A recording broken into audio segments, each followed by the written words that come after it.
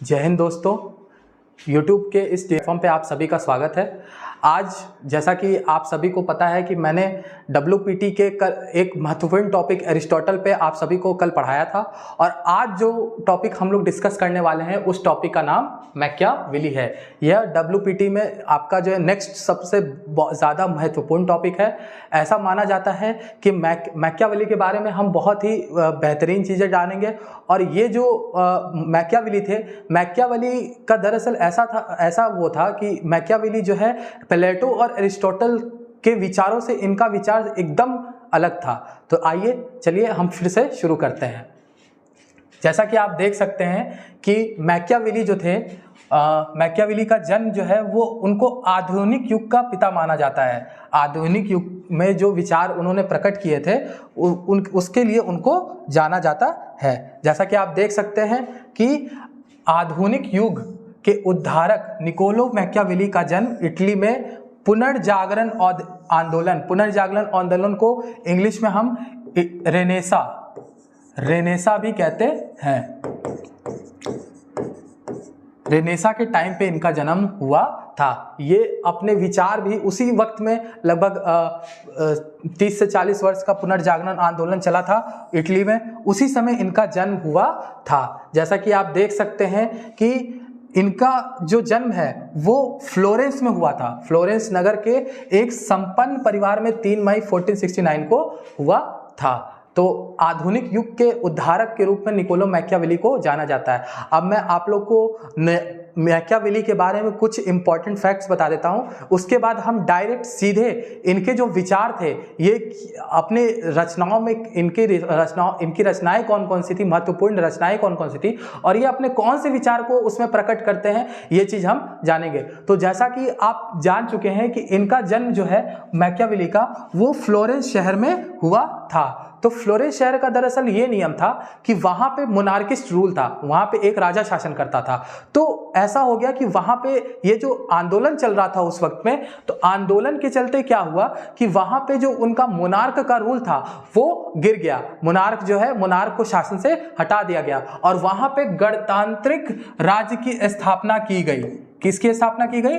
गणतांत्रिक राज्य की स्थापना की गई। रिपब्लिक राज्य की स्थापना हुई फ्लोरेंस में। और जब फ्लोरेंस में रिपब्लिक राज्य हुआ, जब रिपब्लिक शासन प्रणाली वहां पे शुरू हुई, तो वहां पे मैकियावेली को एक डिप्लोमेट के रूप में नियुक्त कर दिया गया।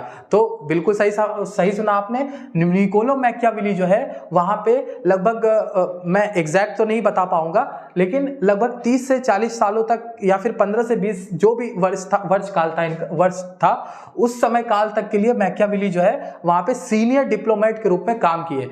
उसके बाद फिर क्या हुआ कि जब ये पुनर्जागरण आंदोलन खत्म हुआ तो फिर से वापस जो है वो गणतंत्र की जगह जो है वो एक राजा का शासन वापस आ गया। तो वही राजा जब वापस वहां पे शासन प्रणाली में आया तो उसने मैकियावेली को देश निकाला या फिर राज्य निकाला दे दिया, जिसके बाद ये अलग गांव के बाहर या फिर अगर आप कहें तो उस राज्य के बाहर रहते थे। एक अलग सुनसान जगह पे ये रहा करते थे, अपना छोटा सा कुटिया बना के, और वहीं पे उन्होंने अपनी जीवन की प्रमुख 2 रचनाओं का रचनाएं की और उन रचनाओं में इन्होंने उन सभी चीजों के बारे में बताया जो इनके विचार थे। इन्होंने अपने विचारों को व्यक्त अच्छे से किया। अब चलिए आगे हम देखते हैं। तो आगे हम देखेंगे कि इनके विचार कौन कौन से। देखिए यही स्लाइड ये इंग्लिश में, जो सेम चीज मैंने आपको ऊपर हिंदी में पढ़ाई है वही चीज यहाँ पे इंग्लिश में है। जैसा कि हम देख सकते हैं, मैं आपको एक पॉइंट बताना भूल गया, ये देखिए इन्होंने अपना वर्क किया। Machiavelli book the Prince was termed by Hegel as the true conception of great and truly brilliant political figure who has a high and noble purpose। जैसा कि मैं आपको बता चुका हूं कि ये सीनियर डिप्लोमेट थे। तो सीनियर डिप्लोमेट का काम क्या होता है? अपने राज्य के लिए दूसरे राज्य के राजाओं के साथ वार्तालाप करना, उनके फायदे, अपने राज्य के फायदे की बात करना, ताकि डिप्लोमेट की मदद से जो है एक राज्य की शक्ति को बढ़ाई जा सके, एक राज्य को मजबूत किया जा सके। जैसा कि मैं बता चुका हूं कि एक किताब मैंने आपको यहाँ पे बता दिया है कि एक किताब का नाम इनका प्रिंस था। तो प्रिंस में जब फ्लोरेंस में जब वापस से राज शासन आया, जब वहाँ पे एक मोनार्क का शासन आया, तो फिर क्या हुआ कि वहाँ के राजा ने इनको देश निकाला दे दिया। तो जब ये राज्य से बाहर आए तो राज्य के बाहर आके इन्होंने सबसे पहली पुस्तक अपनी द प्रिंस लिखी। और द प्रिंस में इन्होंने ये बताया कि एक राज्य, मैं आपको शॉर्ट में बता देता हूँ पहले ही कि इनके विचार इन दोनों किताबों में क्या क्या थे। तो इन दोनों किताबों में इनके मुख्य यही विचार थे कि प्रिंस में इन्होंने ये बताया कि एक राजा को कैसा होना चाहिए, एक राजा को राज्य में किस तरीके से शासन करना चाहिए। और फिर इन्होंने दूसरी किताब जो अपनी लिखी, उस दूसरी किताब में ये बताया, ये विचार व्यक्त किया कि जो राजा है, जो असल में शासन है, ऐसा माना जाता है कि प्रिंस जो किताब लिखी थी उन्होंने एक तरीके से जो वहाँ का मोनार्क शासन था उसको उसकी तारीफ में लिखी थी, ताकि इनको जो है जो देश निकाला या फिर जो राज्य निकाला दिया गया था वो वापस ले लिया जाए और ये फिर से वापस जाके अपना काम कर सके राज्य में। लेकिन ऐसा माना जाता है कि जब इन्होंने द प्रिंस किताब लिख के और जब उस राजा को समर्पित की तो उस राजा ने क्या किया, फिर भी इनकी सजा को कम नहीं किया और फिर इन्होंने दूसरी किताब लिखी डिस्कोर्सेस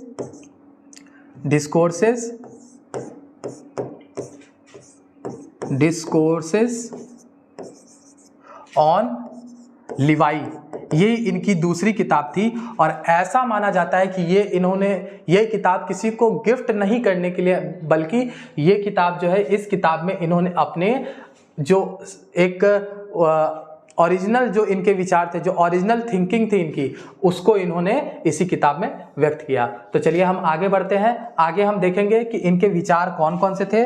जैसा कि आप सभी देख सकते हैं कि आगे जो है लिखा है, ये अपने द प्रिंस किताब में, द प्रिंस में ये सबसे पहले बताते हैं कि मानव स्वभाव होता कैसा था। जब मानव का जन्म होता था तो मानव का स्वभाव कैसा होता था। और फिर इन्होंने यह बताया कि मानव स्वभाव के बाद एक राज्य की उत्पत्ति कैसी होती है और राज्य की उत्पत्ति हो जाने के बाद उसमें जो जितनी भी जनता है, जो मानव है, वो कैसे रहते हैं, किस प्रकार से रहते हैं और वहाँ पे शासन किस प्रकार का होना चाहिए। शासन जो होना चाहिए, जो शासन होगा वो किस प्रकार का होगा। जो अगर वहाँ पे शासन लोकतांत्रिक इनका नहीं था, अगर वहाँ पे शासन होगा तो वहाँ पे शासन जो है, अगर मोनार्क का शासन होगा तो मोनार्क को कैसा होना चाहिए, और अगर वहाँ पे गणतांत्रिक शासन होगा तो गणतंत्र में, एक रिपब्लिक में कैसा शासन होना चाहिए। ये चीजों की चर्चा इन्होंने की थी। तो मानव स्वभाव जैसा हम देख सकते हैं कि मानव स्वभाव मूलतः स्वार्थी, लालची व डरपोक होगा। स्वार्थी कहने का मतलब है कि वो अपने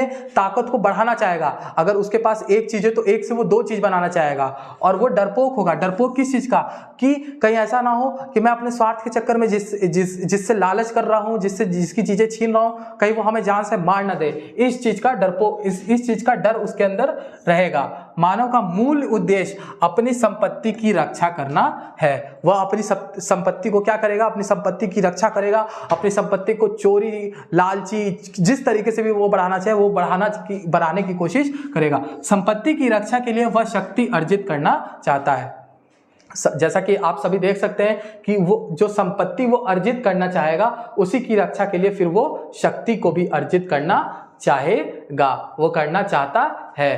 राजा को इन स्वार्थी व्यक्तियों को नियंत्रित करने के लिए भय व प्रेम दोनों का प्रयोग करना चाहिए। जो गलत करेगा उसको भय दिखाना होगा, जो अच्छे से रहेगा, जो अच्छे से मान जाएगा बात को, उसको प्रेम से मनाना होगा। अगर आइए नेक्स्ट पॉइंट देखते हैं। मैकियावेली का प्रसिद्ध कथन है कि व्यक्ति अपने पिता की मृत्यु को भूल सकता है लेकिन संपत्ति के विनाश को आजीवन नहीं भूल सकता है। जैसा कि आप देख सकते हैं कि उन्होंने उनका एक प्रसिद्ध कथन है उनकी किताब द प्रिंस में कि जो व्यक्ति है वह अपने पिता की मृत्यु को तो भूल सकता है लेकिन उसका जिस तरीके से भी संपत्ति का विनाश होगा उसको वो कभी भी अपने आजीवन काल में नहीं भूल सकता है। आइए नेक्स्ट स्लाइड पे चलते हैं। देखिए नेक्स्ट स्लाइड भी इसी की इंग्लिश स्लाइड है। फिर उसके बाद हम आगे बढ़ेंगे। आगे हम देखेंगे कि शासन की कला क्या होगी, उस पे इनके क्या विचार थे, ये हम देखेंगे। तो मैं जैसा कि बताया हूं कि ये भी इनके जो थॉट्स थे वो द प्रिंस किताब में ही थे, द प्रिंस में थे। जैसा कि आप देख सकते हैं कि मैकियावेली ने अपनी रचना द प्रिंस में शासन की कला का विचार दिया है। शासन किस प्रकार का होगा, अगर वहाँ पे मोनार्क है तो राजा को कैसा होना चाहिए, उसको अपनी प्रजा को कैसे कंट्रोल में रखना चाहिए, अच्छा बुला भरा कैसे उसको देखना चाहिए, एक राज्य में वो अपने राज्य की जो सुरक्षा है उसको कैसे करना चाहिए, वो राज्य का वो राजा कैसे बना रह सकता है, वो राज्य कैसे अस्तित्व में रहे, उसकी शक्ति कैसे बढ़ा सकता है, ये सब चीज़ की उसने जो है व्याख्या अपनी किताब द प्रिंस में की है। मैकियावेली ने एक शक्तिशाली इटली के निर्माण के लिए राजनीति में हिंसा, धोखेबाजी आदि को उचित माना है कि आप किसी भी प्रकार का आपका कोई भी जरिया हो, लेकिन अंत में यही जरूरी है कि जो राज्य है उसका शक्तिशाली होना ही जो है आपका एंड होना चाहिए, आपका गोल होना चाहिए, आपका उद्देश्य होना चाहिए, चाहे वो कोई भी राजा हो। जिसके लिए अगर आपको हिंसा करना पड़े तो आप हिंसा भी करिए, अगर आपको किसी को इसके साथ धोखेबाजी करने हैं धोखेबाजी भी करिए, सब चीज उचित है। एक शक्तिशाली राजा ही शक्तिशाली इटली का निर्माण कर सकता है। जैसा कि मैंने बताया कि उस समय इटली में फ्लोरेंस जो था वो इटली में था और इटली में उस समय पुनर्जागरण का समय चल रहा था, तो उसने यही लिखा कि अगर इटली को अगर सबसे ज़्यादा शक्तिशाली बनाना है तो उसके लिए एक शक्तिशाली राजा होना जरूरी है, जिसके अंदर क्या हो, जिसके अंदर हर तरीके का छल कपट हो, जिसके अंदर लोमड़ी जैसी चालाकी और शेर जैसी बहादुरता भी होनी चाहिए। शेर जैसी बहादुरता का कहने का मतलब है कि उसके अंदर उसने एक परफेक्ट वर्ड से एक डिफाइन किया था राजा के उस गुण को, जिसको हम करेज कहते हैं, जिसको हम यहाँ पे शक्तिशाली बता रहे हैं, वो वर्ड था वर्च्यू। ये वर्ड था, ये वर्ड से उसने राजा का जो साहस है उसको अपनी किताब द प्रिंस में डिफाइन किया है, अपनी किताब में बताया है। देखिए हम नेक्स्ट पॉइंट फिर वही जो मैंने बता रखा है कि राजा के लिए शेर जैसी बहादुरी, लोमड़ी जैसी चालाकी गुणों का होना उचित है। तभी लोमड़ी जैसी चालाकी होगी, तभी वो अपने जो अगला जो राज्य है जो उसके ऊपर हावी होना चाहता है, जो उसको जीतना चाहता है, उससे वो संबंध अच्छे कर सकता है या फिर उसको हरा सकता है। उसके बाद नेक्स्ट पॉइंट देखिए, मैकियावेली के अनुसार राजा को सद्गुणी, धर्मपरायण, उदार दिखाना चाहिए, परंतु आवश्यकता पड़ने पर उसे छल, धोखा व बल प्रयोग से कभी पीछे नहीं हटना चाहिए। जैसा कि आप देख सकते हैं कि मैकियावेली के अनुसार क्या होना चाहिए, अनुसार राजा जो है वो सद्गुणी होगा, उसके अंदर अच्छे गुण होंगे, उसके अंदर धर्म का पालन करने का जो उसके अंदर गुण होना चाहिए, उदार व्यक्ति होना चाहिए, लेकिन वक्त आने पर राज्य की आवश्यकता पड़ने पर उससे छल, धोखा और बल का भी दिखावा वो दिखा सकता है, बल के प्रयोग से भी वो पीछे नहीं हटेगा। मैकियावेली उत्कृष्ट उदारता अपनाने का परामर्श देता है। मैकियावेली जो है वो राजा को उदारता भी अपनाने का परामर्श देते हैं। इसीलिए उन्होंने एक कथन भी कहा है, जो कि उन्होंने कहा है राजा जैसा दिखे वैसा होना चाहिए, वैसा नहीं होना चाहिए, माफ करिएगा, राजा जैसा दिखे वैसा नहीं होना चाहिए। मतलब कि जो जैसा वो है वो वैसा दिखाएगा नहीं, और जैसा मतलब कि एक होता है ना, कहते हैं ना कि मुखौटा चेहरे पे होना और अंदर से कुछ और होना, तो राजा को वैसा होना चाहिए, उसके अंदर क्या चल रहा है ये बात किसी को पता नहीं होनी चाहिए। सीजर बोर्जियो मैकियावेली का आदर्श शासक था। जो उस समय सीजर बोर्जियो था वो मैकियावेली का जो है आदर्श शासक था। आइए नेक्स्ट पॉइंट देखते हैं। मैकियावेली ने राजा को सलाह दी कि उसे यह सतर्कता बरतनी चाहिए कि राजा के प्रति प्रजा में घृणा उत्पन्न ना हो। अगर जैसे मान लीजिए कि वो छल कपट भी कर रहा है, धोखा भी दे रहा है, तो वो धोखा किसको देगा, वो धोखा उसके साथ करे जिसके जो है उसके राज्य के लिए, चाहे उसके शासन के लिए जो है नुकसानदेह है, उसके साथ करे, ना कि सबके साथ। और अगर उसको राज्य चलाना है तो राज्य जो है प्रजा से चलेगी, तो उसको ये भी देखते रहना है कि जो प्रजा है वहाँ की, वो उसके मन में उसके लिए घृणा ना आए। आइए नेक्स्ट पॉइंट देखते हैं। फिर नेक्स्ट पॉइंट लिखा है कि राजा की सुरक्षा के लिए नागरिक सेना का समर्थन किया। नागरिक सेना की, जैसे कि हम सभी बनारस में हैं, तो बनारस के जो नागरिक हैं, जो भारत के नागरिक हैं, उसकी सेना बनाएं। जो वहाँ पे रह रहे हैं उनके खुद के राज्य के है, उस राजा के राज्य के, उसकी सेना बनाए, ना कि भाड़े की सेना खरीद के लेकर आके बना रहे। क्यों? क्योंकि भाड़े की सेना जो आएगी उसके अंदर वो देश प्रेम या फिर राज्य प्रेम नहीं होगा, उसके लिए उसके अंदर वो राजा के लिए प्रेम नहीं होगा। और वो राजा का प्रेम किसके लिए होगा? तो जो राजा उसके ऊपर एहसान कर रहा है, जो राजा उसके लिए अच्छे अच्छे कार्य कर रहा है उस राज्य में, वही जो है एक अच्छा एक अच्छी उसी नागरिक को मिला के एक अच्छे सेना का जो है निर्माण किया जा सकता है, जिसका वर्णन उसने अपनी किताब रचना द आर्ट ऑफ वार में किया है। उन्होंने ये भी बताया है कि जो सेना होगी वो नागरिक सेना होगी, फिर वो सेना जो है कैसे युद्ध लड़ने का क्या तरीका होगा, ये सब चीज़ का वर्णन उन्होंने अपनी किताब द आर्ट ऑफ वार में कर रखा है। तो चलिए हम नेक्स्ट स्लाइड पे चलते हैं। नेक्स्ट स्लाइड पे हम देखेंगे कि सद्गुण और भाग्य क्या कहलाता है। जैसा कि मैंने बताया आप सभी लोगों को बताया स्टूडेंट्स कि जो मैकियावेली जो है वो जो एक राजा है उसका गुण कैसा होना चाहिए इसके बारे में उन्होंने व्यक्त किया था अपनी किताब द प्रिंस में। अब आप सभी देख सकते हैं कि यहाँ पे एक शब्द लिखा है वर्च्यू। जैसा कि मैंने ऊपर वाली स्लाइड में अभी कुछ देर पहले वर्च्यू शब्द का प्रयोग किया था। वर्च्यू का मतलब क्या होता है? तो वर्च्यू का मतलब होता है, मैं यहाँ पे आप लोग को बताता हूँ। वर्च्यू का मतलब यह होता है कि एक राजा जो है उसके अंदर करेज, क्लेवर, चालाक, साहस, चालाक, उसके अंदर बुद्धि, ब्रिलियंट कह सकते हैं आप, इस तरीके के गुण होने चाहिए ताकि वक्त आने पर वो अपने राज्य की रक्षा कर सके। अब यहीं पे दूसरा शब्द है फॉर्च्यून। फॉर्च्यून किसको कहा गया है? तो फॉर्च्यून आप इसको ना देखें, इसको हम लोग फॉर्च्यूना पढ़ते हैं। तो फॉर्च्यून किसे कहा गया है?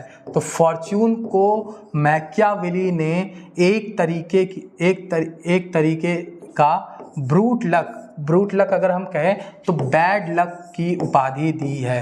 बैड लक को उन्होंने अपनी किताब द प्रिंस में फॉर्च्यून शब्द का प्रयोग करके बताया है, जो कि किसी एक बहुत ही बदमाश या फिर बहुत ही बुरी एक होता है ना कि एकदम ब्रूट जो वो होता है एकदम गंदी किस्मत, उसकी तरह। और इसको फॉर्च्यून को उन्होंने किससे कंपेयर किया है? तो एक वुमेन से किया है जो कि एक चुड़ैल टाइप की वुमेन होगी। सुनने में काफ़ी मजाकिया है, लेकिन प्रिंस में इन्होंने यही बताया है कि जो फॉर्च्यून होगा एक बहुत बुरी किस्मत होगी, जो कि जब राजा के शासनकाल में जब उसके ऊपर पड़ेगा तो जिस राजा के अंदर ये वर्च्यू रहेगा वही राजा उस फॉर्च्यून से लड़ सकता है, उसको हरा सकता है और फिर अपने राज्य की रक्षा कर पाएगा। आइए नेक्स्ट स्लाइड पे चलते। इससे ज़्यादा आपको फॉर्च्यून और वर्च्यू से के बारे में इससे ज़्यादा आपको कुछ जानना नहीं है। हम ये पॉइंट देख लेते हैं। जैसा कि ये पॉइंट पे लिखा है, मैकियावेली के अनुसार राजा को सद्गुण का सहारा लेना चाहिए, भाग्य का नहीं, तथा शक्ति द्वारा विपरीत परिस्थितियों में नियंत्रित की जा सकती है। विपरीत परिस्थितियों को किससे नियंत्रित की जा सकती है? तो शक्ति से की जा सकती है। आइए अब हम नेक्स्ट स्लाइड देखते हैं। नेक्स्ट स्लाइड जो है मैकियावेली की शासन पद्धति। तो देखिए, जैसा कि मैंने बताया कि द प्रिंस में उन्होंने एक राजा को कैसा होना चाहिए, वर्च्यू और फॉर्च्यून क्या होता है, और उसके बाद एक राजा को अपने राज्य में किस तरीके का शासन करना चाहिए, ये चीज़ उन्होंने बताया था। अब हम ये देखेंगे कि वो ये चीज़ लिखने के बाद, वो द प्रिंस लिखने के बाद मैकियावेली उसको वहाँ के राजा को समर्पित करते हैं, जो वहाँ के राजा ने उनको जो है अपने राज्य से निकाल दिया था। तो वो राजा के ऊपर कोई असर नहीं पड़ा और वो राजा ने उनकी कोई भी सज़ा कम नहीं की। फिर उसके बाद उन्होंने दूसरी किताब लिखी और दूसरी किताब का जो नाम था वो था द डिस्कोर्सेज ऑन लिवाई। आप एक बार इस किताब को याद कर लीजिए, द डिस्कोर्सेज ऑन लिवाई, ये उनकी किताब का नाम था, द डिस्कोर्सेज ऑन लिवाई। अगर मुझे सही याद है तो द प्रिंस उन्होंने 1531 में लिखी थी और डिस्कोर्सेज ऑन लिवाई 1 साल बाद उसी के 1532 में उन्होंने लिखी थी। आइए अब जानते हैं कि द डिस्कोर्सेज ऑन लिवाई में उन्होंने क्या लिखा था। तो उन्होंने मैकियावेली ने स्वतंत्रता का भी समर्थन किया था। अब देखिए, अभी पिछले वाले जो किताब है उसमें वो बता रहे हैं कि मानव कितना लालची होता है, स्वार्थी होता है, उसके अंदर कितनी गंदी भावनाएं होती हैं कि वो दूसरों को हड़प ले, दूसरे का डरपोक होता है। और इसमें आके वो सीधे क्या करते हैं, वहाँ पे मोनार्क शासन का, राजा के बारे में कहते हैं लोमड़ी जैसा चालाक होना चाहिए, शेर जैसा बहादुर होना चाहिए, उसको ये करना चाहिए, उसको डराना भी चाहिए, प्रेम भी दिखाना चाहिए। और यहाँ पे आके सीधे स्वतंत्रता का समर्थन करने लगते हैं। क्यों? क्योंकि ऐसा माना जाता है कि जो द प्रिंस था वो सिर्फ एक जरिया था, वो किताब एक जरिया था, वो एक मकसद था, ताकि वो जो उनको देश निकाला दिया गया है उससे वो छुटकारा पा सके। लेकिन वो मकसद उनका पूरा नहीं हुआ, जिसके बाद उन्होंने दूसरी बुक लिखी और इसमें उन्होंने अपने जो उनके ओरिजिनल थॉट थे, जो उनके सच्चे विचार थे, जो उनके विचार थे, उसको इन्होंने व्यक्त किया। तो इन्होंने स्वतंत्रता का समर्थन किया और कहा कि प्राचीन रोम में स्वतंत्रता सभी के लिए उपलब्ध थी, इसलिए विधि निर्माता का यह कर्तव्य है, जो विधि बना रहा है, जो कानून बना रहा है राज्य में, उसका यह कर्तव्य है कि वह सबसे पहले वहां के मानवों की स्वतंत्रता को सुरक्षित करे। द प्रिंस में शक्तिशाली राजा का समर्थन किया तथा द डिस्कोर्सेज में गणतंत्रीय राज्य का समर्थन किया, जहां पे कानून होगा, रिपब्लिक होगा, गणतांत्रिक शासन होगा। मैकियावेली ने व्यावहारिक रूप में निरंकुश राजतंत्र को सर्वश्रेष्ठ प्रणाली माना था। व्यावहारिक रूप से, व्यवहार के रूप से, और सैद्धांतिक रूप से, मतलब सिद्धांत के रूप से उसने गणतंत्र को सर्वश्रेष्ठ शासन प्रणाली माना तथा गणतांत्रिक शासन की सुरक्षा को बेहतर बताया। फिर हम आगे बढ़ते हैं। उसने स्पष्टतया कहा कि गणतांत्रिक शासन सर्वश्रेष्ठ होता है। आगे ये भी लाइन पे, जब इनको कुछ नहीं हासिल हुआ तो उसके बाद इनकी सच्चाई जो है फिर दूसरी किताब में इनकी निकलने लगी। गणतांत्रिक शासन को सर्वश्रेष्ठ होता है, लेकिन ये उन्हीं समाजों में लागू हो सकता है जहां व्यक्ति सद्गुणी हो। अभी स्वतंत्रता भी कह रहे हैं, स्वतंत्रता फिर क्यों दे रहे हैं अगर व्यक्ति जो है सद्गुणी है? तो ऐसा माना जाता है कि वो व्यक्ति को जो है सद्गुण भी बताते हैं दूसरे किताब में, और फिर कहते हैं कि वहाँ पे व्यक्तियों का, वहाँ पे गणतांत्रिक सर्वश्रेष्ठ शासन होना चाहिए, बल्कि ना कि मोनार्क का होना चाहिए। आइए नेक्स्ट स्लाइड पे चलते हैं। अब उन्होंने ये बताया कि धर्म व राजनीति में संबंध क्या क्या होना चाहिए। जैसा कि हम जानते हैं कि जब इटली में पुनर्जागरण का समय काल चल रहा था, तो पुनर्जागरण में यही हो रहा था कि वहाँ के जो जितने भी राजा थे, वहाँ पे पहले पोप का अधिकार होता था राज्य पे। एक राजा वही करता था जो वहाँ पे उस समय चर्च में रहने वाले पोप कहा करते थे। पोप कहने का मतलब क्या है? जैसे आजकल हम लोग चर्च में जाते हैं, क्रिश्चियन चर्च में, तो वहाँ पे एक फादर होते हैं। उसी तरीके से इटली में जो है उन्हीं फादरों को पोप कहा जाता था। जैसे हमारे यहाँ पुजारी होते हैं, एक आप मस्जिद में जाइए तो वहाँ पे मौलाना होते हैं, वैसे ही यहाँ पर चर्च में जो है पोप की एक तरीके के पोप होते थे। और वो पोप क्या करते थे कि राजा को जो है गाइड करते थे कि आप जो है इस तरीके से शासन करिए, आप जो है ये करिए, आप जो है वो करिए, प्रजा के ऊपर ऐसे करिए, प्रजा की अच्छाई करिए, नहीं तो प्रजा को मारिए, प्रजा से ज़्यादा टैक्स लीजिए, ये चीज़ वो बताते थे। तो मैकियावेली पहले ऐसे विचारक थे, पहले ऐसे फिलोसफर थे, दर्शन शास्त्री थे कि इन्होंने सीधे कह दिया कि धर्म जो है वो राजनीति से अलग होना चाहिए, स्पष्ट विभाजन होना चाहिए। मैकियावेली ने चर्च व सैन्य मध्यपूर्ण पृथक्करण का समर्थन किया।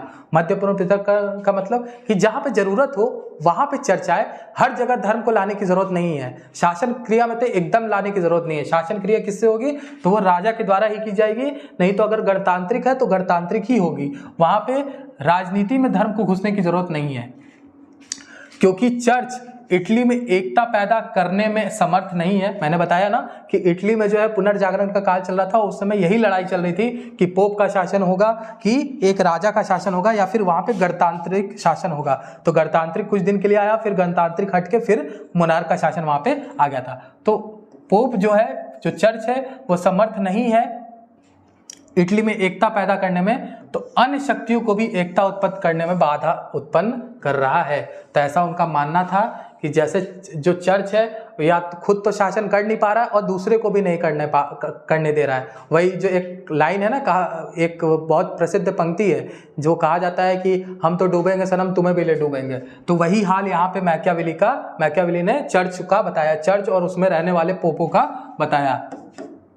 मैकियावेली चर्च का प्रबल विरोधी था, ये चर्च के एकदम विरोधी थे। ये अपने समय का जो उस समय पुनर्जागरण काल था, ये उस समय के सबसे ज्यादा, समझ लीजिए एक तरीके से मानिए तो ये बहुत बड़े जो है सपोर्टर थे, लेकिन वह धर्म का विरोधी नहीं था। वो धर्म का विरोध नहीं करते थे। अब कोई इंसान कैसे अपने धर्म का विरोध कर सकता? वो चर्च के विरोधी थे, क्योंकि जो पोप थे वो राजनीति में जो है हस्तक्षेप करते थे। वो राजाओं को जो है, राजन को शासन कैसे किया जाता है इसका ज्ञान दिया करते थे। तो ये चीज उनको बहुत खटकती थी, जिस वजह से वो चर्च के प्रबल विरोधी थे। मैकियावेली ने इटली के नैतिक अपकर्ष के लिए चर्च को जिम्मेवार माना। जो उस समय जो भी लड़ाइयाँ चल रही थी राजा और चर्च के बीच में, उसका सबसे बड़ा अगर जिम्मेदार माना है तो मैकियावेली ने किसको माना है? पोप को माना है, चर्च को माना है। आइए आगे देखते हैं। आगे नेक्स्ट स्लाइड है शक्ति कैसी होनी चाहिए राजा की। तो राजा की जो शक्ति होनी चाहिए, मैकियावेली के विचारों में शक्ति राजनीति का समर्थन किया गया है। शक्ति दिखाना जरूरी है एक राजा को। अगर वो शेर के जैसा बहादुर अगर उसको होना है तो उसके अंदर शक्ति होनी चाहिए। मैकियावेली ने केंद्रित शक्ति का समर्थन किया। केंद्रित शक्ति का मतलब क्या है कि एक सेंटर में एक पर्सन हो, उसके अंदर सारी शक्ति निहित हो। वो कौन होगा? बिल्कुल ठीक पहचाना, वो राजा होगा, मोनार्क होगा। मैकियावेली ने किसी भी साधन का प्रयोग करके शक्ति अर्जित करने का समर्थन दिया।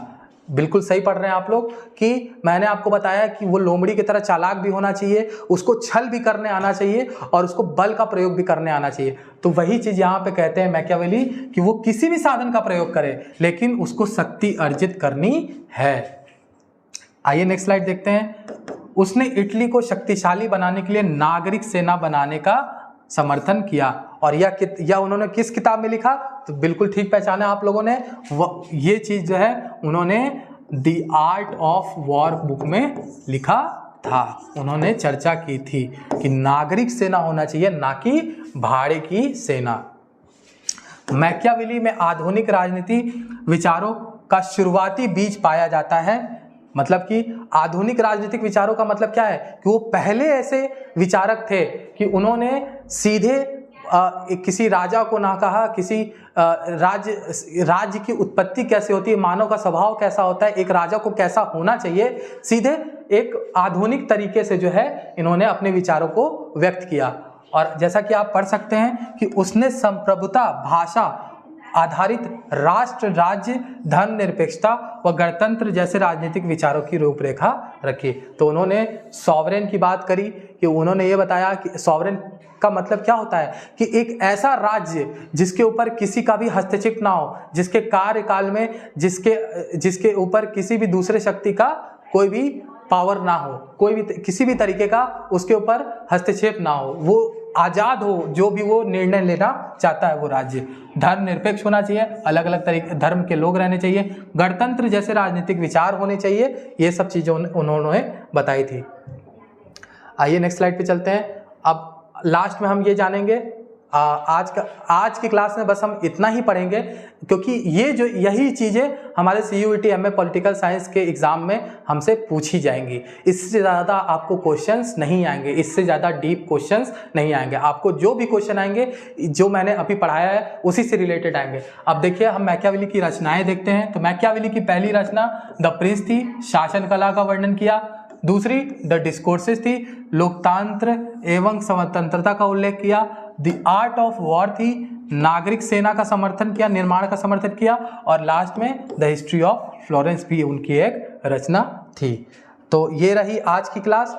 अब जैसा कि मैं आपको हर क्लास में कराता हूँ, हर एक वीडियो में आपके साथ किसी एक टॉपिक को ख़त्म करते हुए उसके बाद हम लोग क्या करते हैं, तो उसके बाद हम लोग MCQ करते हैं। तो आइए फिर हम आज फिर से MCQ करते हैं। तो MCQ में पहला प्रश्न हमारा यह है, किस विचारक को अपने युग का शिशु कहा जाता है? अब देखिए, हमने जो पढ़ा है ये सवाल ठीक उससे अलग है। क्यों अलग है?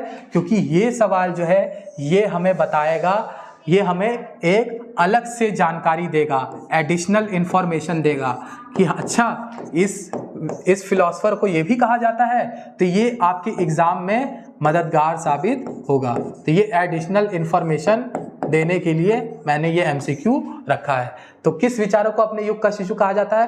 तो जो प्रिंस जिन्होंने जो किताब लिखी है, मैकियावेली को अपने युग का शिशु कहा जाता है।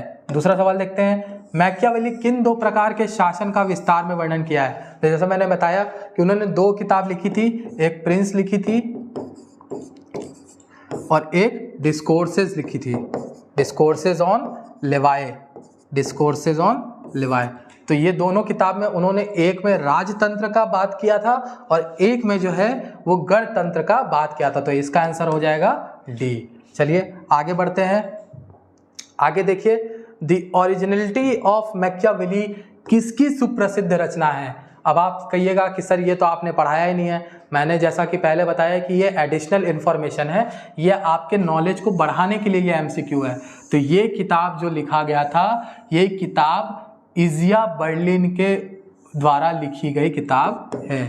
इजिया बर्लिन ने ये किताब लिखी है और यह किताब इन्होंने मैकियावेली के ऊपर लिखी थी।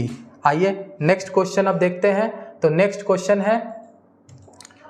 क्वेश्चन जो है वो क्वेश्चन इस प्रकार है कि मैकियावेली की शासन कला संबंधित पुस्तक कौन सी है? उन्होंने किस किताब में अपने शासन की कला का वर्णन किया है? तो जैसा कि मैंने बताया, उन्होंने शासन कला में यह बताया था कि एक राजा को कैसा होना चाहिए, उसको राज्य को कैसे लेके चलना है, उसको शासन किस प्रकार से करना है, उसको अपने जनता के ऊपर कैसे शासन करना है, उसको अपने जनता को डरा के नहीं रखना है, भय में नहीं रखना है।